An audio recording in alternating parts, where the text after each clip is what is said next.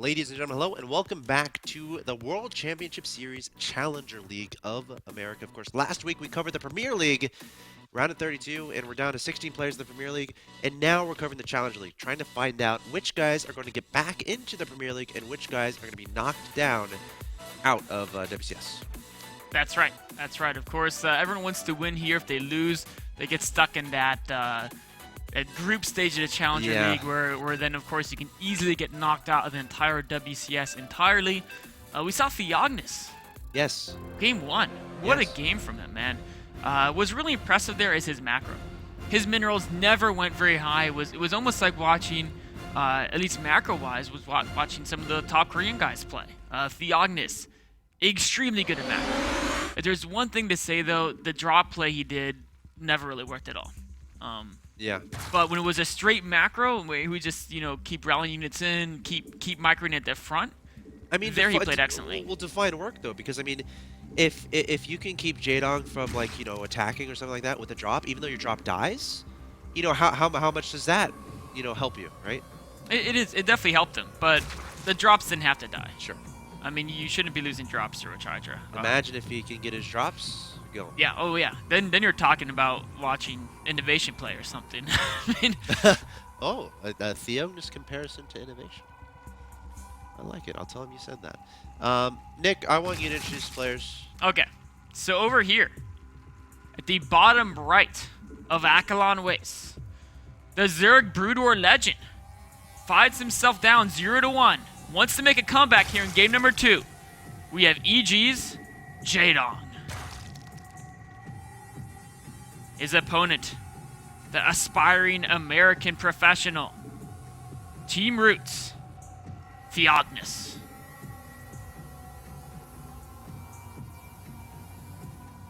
Wielding the American color red. Of course, JaeDong wielding the American color blue. America owns the most colors, as we do own most things in general. Maybe China does, man. I was going to the grocery store the other day. That's true. And I was reading labels. I was doing it. And everything is from China. Everything is from China, pretty much. So, everything America does, China does cheaper. yes. I guess that's true. Yeah. Well, not everything. We're obviously we're kidding about some of the things you say. Of course. Being very generalistic. Now, some are saying the Koreans own STARCRAFT, but TheOgnis, That's right. he wants to change that right now. He does. He does. We'll see if he can. Oh, SCV, don't die. Oh, No, TheOgnis. Gosh, that's so close. Wow, both those players. I like how TheOgnis' SCV cut in front and between the two. He's like, no, that's my buddy. He's protecting his buddy. Yes, he is. Very. I like that. That is very nice. He could probably send an SCV back to mine now. I don't think he needs to chase that drone anymore. I don't think that drone's gonna die. Yeah, JaeDong is not one to likely lose a drone unless it gets walled in really quickly here. So, speaking of which, we're seeing TheOgnis going for the same opening, right? Getting that command center on the low ground, which is, again, a testament to how he feels like he wants to play the game. And do you think that the timing there from JaeDong, of course, we're theorizing, okay, did it work? Was it worth it? Did he do that Roach Sling push because of TheOgnis' opening there, the fast command center? I think it very well could have been. JaeDong, of course, with Team EG, and a lot of those guys, they know TheOgnis' playstyle, right? Yes. He could have easily, talked to whoever was, Coach Park or whoever was there, and he would have said, how should I approach TheOgnis? And Park would say, well, he's always going to just macro like crazy off the start of the game. So maybe try to catch him off guard with a Roach Rush. You don't think Park would just laugh and say he's American?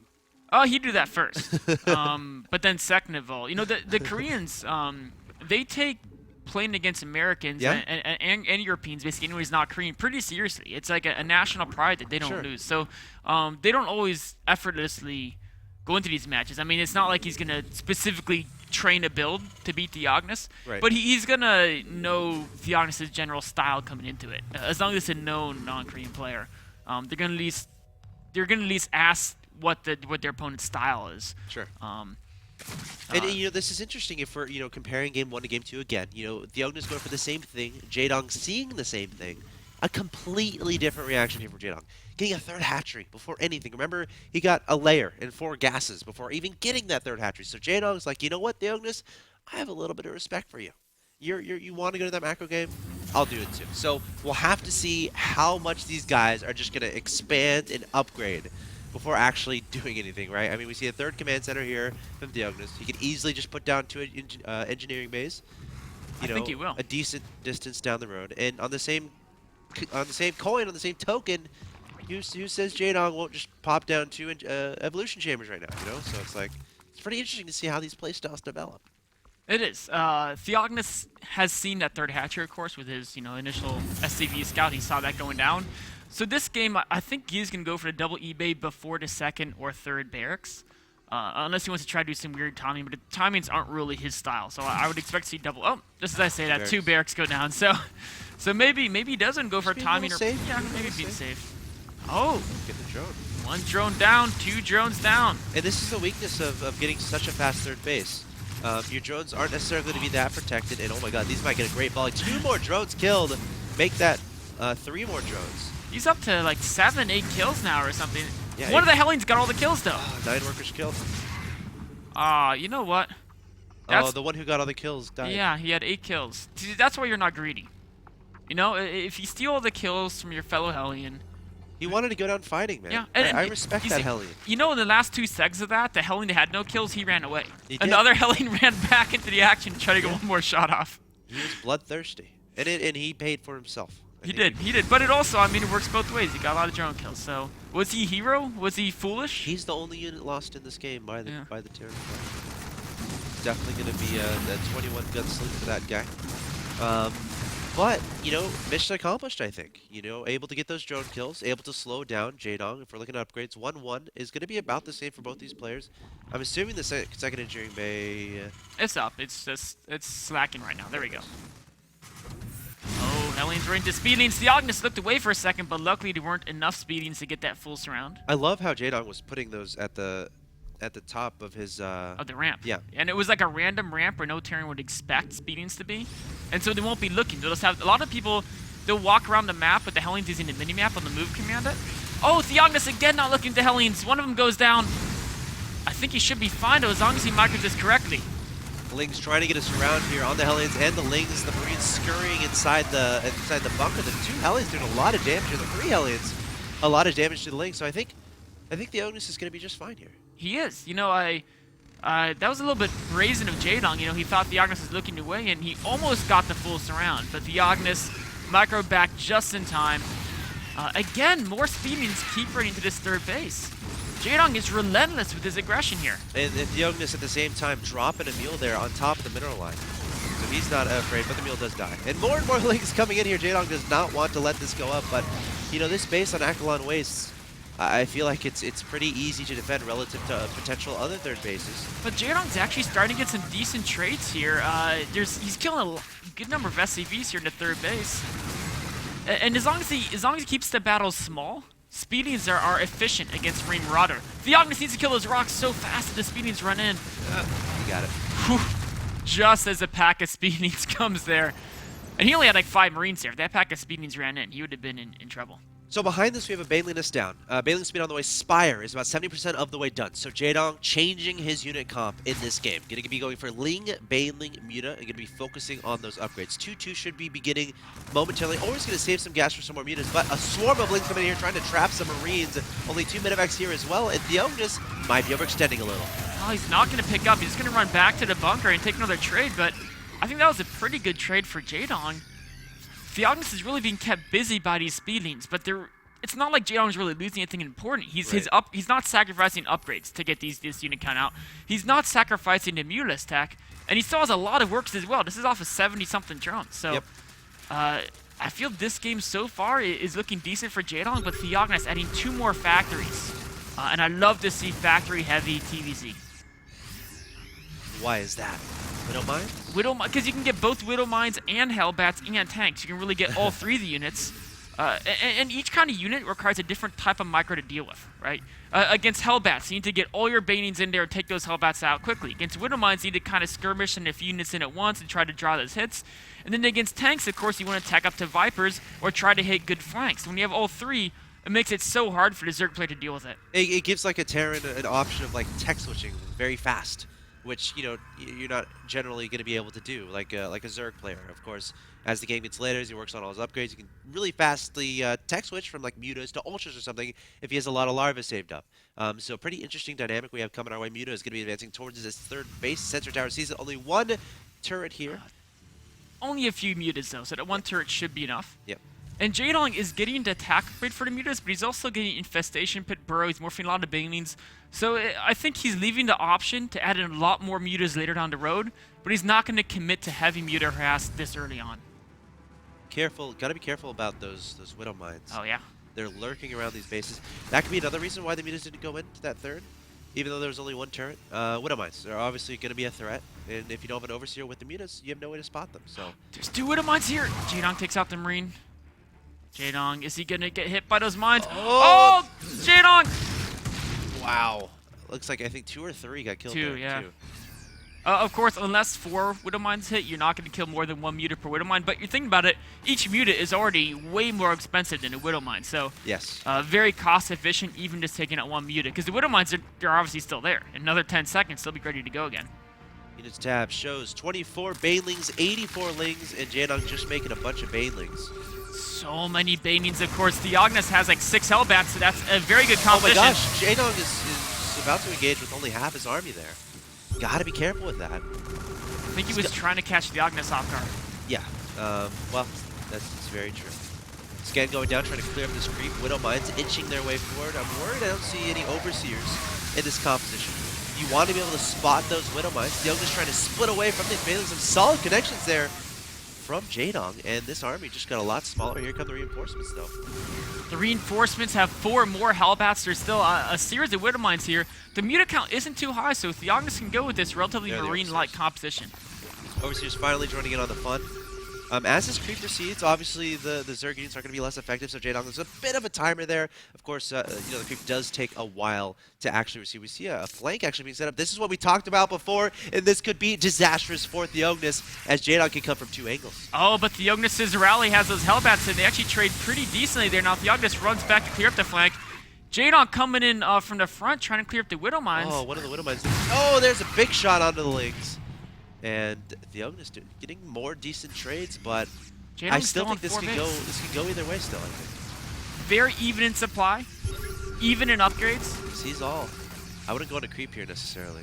I think TheOgnis wants to get something done before JaeDong gets that 3-3 adrenal gland ultra combination going, because that's when he gets more cost efficient. We have a drop heading over to this right-hand side. Gonna get cleaned up, but a lot of banings went down to take that out. And there's a hellbat that got a lot of kills as well. At the same time, gonna be advancing up the bottom side of the map.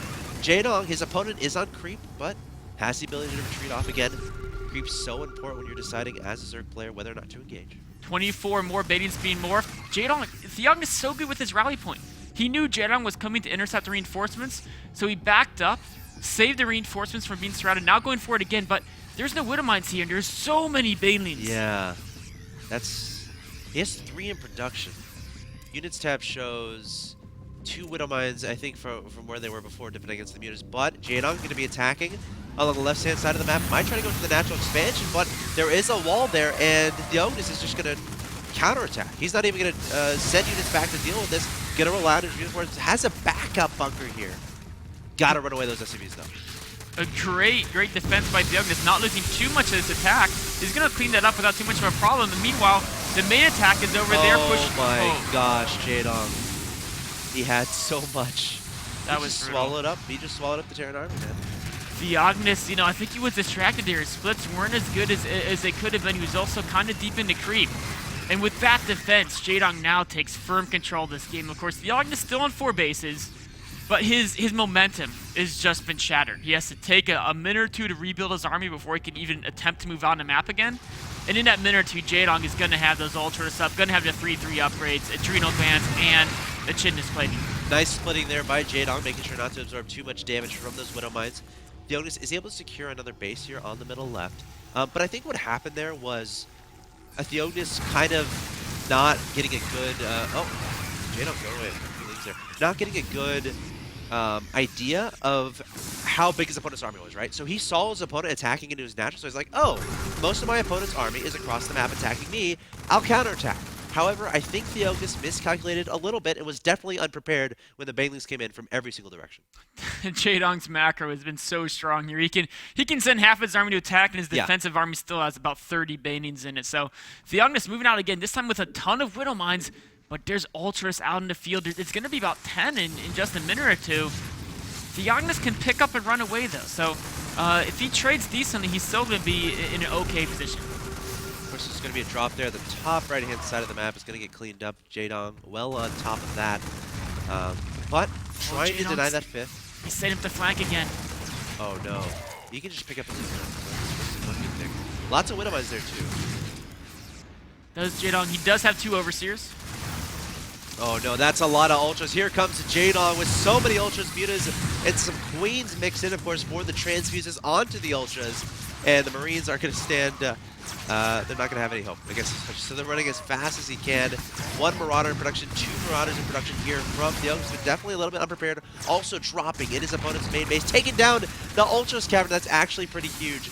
But we have a Greater Spire finishing up here for JaeDong. Now going to be remaking that Ultras Cavern. And now TheOgnis, 20 Marines on 1 Ultra. He'll take that battle. He'll take that. The drop in the main is still doing some damage. It's about to be cleaned up, though. Now all the Ultras are heading back. But as they head back to the old dap, TheOgnis pushes again towards this left side base of JaeDong's. TheOgnis seems to be everywhere. Does not want to shy away from this aggression. Wants to keep it up as much as he can. Wants to keep JaeDong on his toes. So many medevacs here, healing so many Marines and Marauders. Keep in mind, more Ultras can be made right now. The Ultras Cavern is still being finished up. Wow, a big swipe there from the Ultras, taking down a lot of Marines. Widow Mines trying to get their shots off. But JaeDong, he should be able to hold this location, at least against this army. Some great transfuses keep those Ultras alive. The Widow Mines have really been softening them up. TheOgnis continues to add more and more command centers, now expanding to the bottom left. And he continues to rally more and more units. So many Widow Mines in this composition. He has enough Widow Mines. He can really take down his Ultras if he can force the fight before the Brood Lords morph. Picking up a large majority of his units there, going to send them to the north. Sees Ultras potentially setting up a flank, taking down 1 Ultra. Oh, well. Nice transfuses there from JaeDong. Does not want to lose his hatch with TheOgnis. He's going to target it down. The Broodlord's finishing up, but sniping the hatch and backing away. Meanwhile, the 2 hatcheries, the 2 medevacs, I should say, at the north side of the map, going to be taking down those drones, going to take down that hatchery as well. So TheOgnis able to take down 2 hatcheries of his opponent in about a minute. Meanwhile, securing another base at the bottom left. TheOgnis, if he can escape with these Widow Mines, looks like he's going to leave them back to defend. Overseer and Broodlords taking them out. 2 more Starports being added by TheOgnis. Both players are pretty close to being maxed out. TheOgnis using the mobility against the Broodlords now. The main army is cleaning up all the creep in the top right. TheOgnis, I think, is playing this pretty well, but JaeDong, his army is getting more and more ferocious. Still lots of Ultras on the field, a decent amount of Broodlords on the field as well. The Greater Spire is vulnerable. Can JaeDong save it? Or is TheOgnis even gonna one fungal could really JaeDong's distracted by the army to the top right, is just cleaning up all the creep tumors there. He definitely sees the Greater Spire. But choosing not to target it down just yet. But again, TheOgnis is everywhere, dropping. Now at the 3rd, I wonder if he can take down that hatchery, taking down another hatchery. Can he get a 4th? He's targeting it down, I think he might, and this would be 4 hatcheries in about 2 minutes. No, he's gonna pick up and back away. Transfuse is gonna be too strong. Broodlords coming in there to help out. And I think TheOgnis isn't going to be too unhappy with his position here. No, he's been able to keep JaeDong on the back foot. His macro is ahead of JaeDong's, but he's been losing some of his army. Yeah. Of course, he's trying to replace it with a better army, but JaeDong's army is incredibly fierce. He's got plenty of infestors. He's got a few queens for transfusion, a lot of Ultralists, and some Broodlords to help against those dangerous Widow Mines. I like this decision from TheOgnis, just choosing not to engage. Peeling off 2 more medevacs. It's been working throughout this game. Hey, why not do it? So we're going to drop 1 set of units there at that hatchery. JaeDong going to try to deal with this, but again, not the most mobile of armies. Marines Marauders sprinting down, going to try to take down the queens, and that's huge. With no queens comes no transfuses. Now going to start transfusing each other. Going to back away, wants to stay away from those infestors, wants to stay away from those Broodlords, and mission accomplished. They're going to be dropping in the main, dropping in the 3rd. TheOgnis is everywhere once again. TheOgnis really playing the mobility to his strong suit here. Drops are going on absolutely everywhere. JaeDong is starting to split up enough units to defend him in various parts. TheOgnis trying to find an opening between the main and the 3rd. Looks like the main may be vulnerable. If the spawning pool goes down, that could be a big win for TheOgnis. JaeDong is coming across the map here with Broodlords, Ultras, Infestors, Queens. This might be a little bit of a base trade situation as TheOgnis just continually refuses and targets down the spawning pool, refuses to engage, I should say, targeting down the spawning pool, taking it out. Great pickoff there for TheOgnis. Oh man, he's taking out some of the gas income as well. If the hive goes down, that would be huge because JaeDong would be unable to replace his buildings. But here comes the big battle. Vikings being taken out, but they're actually putting some damage on JaeDong's forces as well.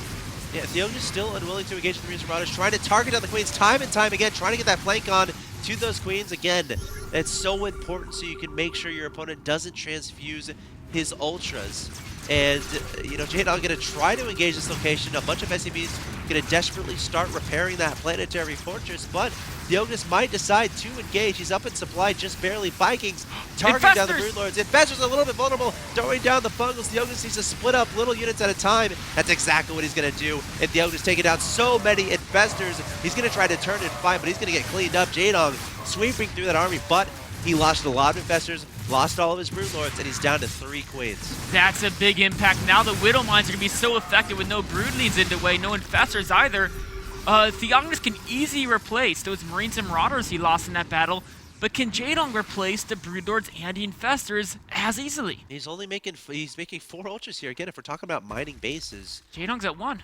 I mean, he's TheOgnis is at 1 one too. mineral mining base. I think he's mining, you know, 6 gases, 7. I mean, because again, his gas income has been, like, he hasn't replaced the gas at his natural expansion. So, of course, minerals is the thing he's starved by right now, considering he has a bit more gas. But it's something you have to be scared of. And I just think TheOgnis continually adding on Marines, Marauders, Widow Mines, Vikings. I think he's making a lot of the right moves. He is. The one thing he has to be careful of is that his income No, is he going to get this hatchery? I'm sorry to cut you off. It is so close, this hatchery. It does go down at the last second. Nice move by TheOgnis. Really cuts into JaeDong's gas income. Of course, those mines, those actually gases were close to being done anyway, but every hatchery can help for larva count. Yep. JaeDong replacing so many Infestors right now, and TheOgnis has got to be careful because, yes, JaeDong's economy is crippled, but TheOgnis isn't that great either. He only has to, if he can't hold this bottom left base, he's going to be in trouble. But, of course, dropping the Mule Hammer, massive SCVs being transferred. This is the late game strength of Terran. You can mine so much money. And he has so many Widow Mines, which are going to be great against Infestor Ultras combination, unless they get hit by some massive fungal growth. I mean, you know, JaeDong has so many Infestors right now. 13 Infestors. This is going to come down to, can TheOgnis control his bio army properly where, Burrowed Infestors being so sneaky. The turret's here. Oh no, he could lose all of his economy to these Burrowed Infestors here. Oh, there's 4 of them. He can just pop up and fungal it all. Oh, that's so brutal. All right, well, we'll keep an eye on that. There's going to be an engagement in the middle of the map here.